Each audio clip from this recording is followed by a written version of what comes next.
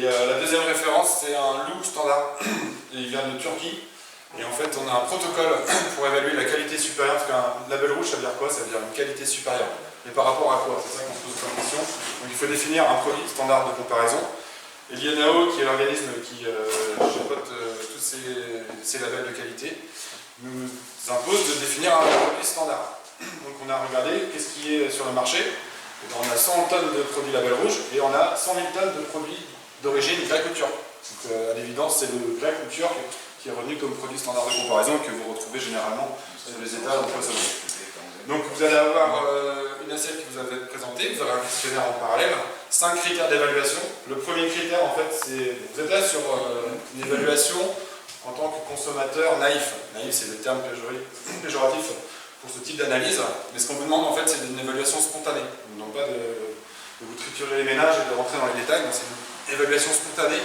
Sur les 5 critères, la première, c'est une évaluation globale. Donc, votre ressenti, vous notez, vous allez avoir une échelle de 1 à 9 et vous attribuez la note que vous voulez.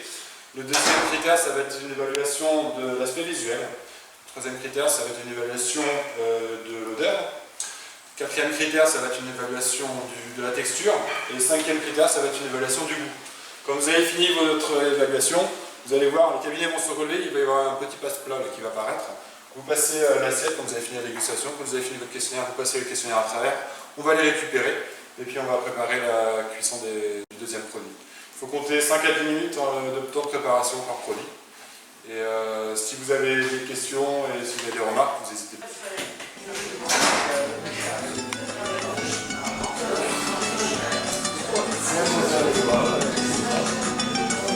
Plutôt désagréable.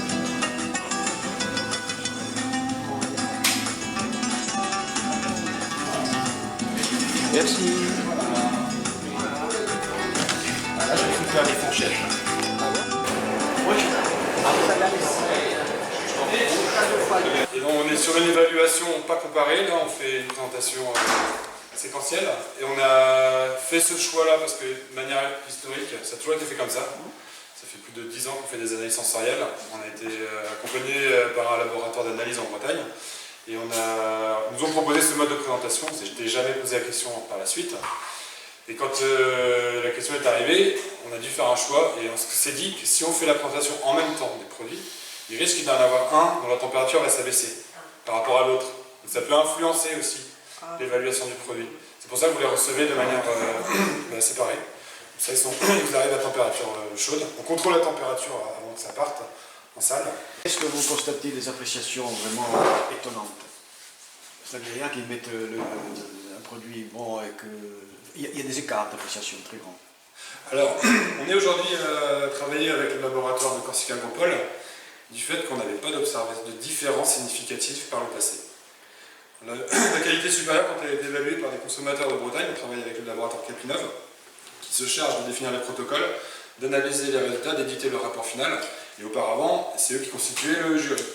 Et on se rendait compte qu'on n'avait pas des résultats qui mettaient en avant une différence significative.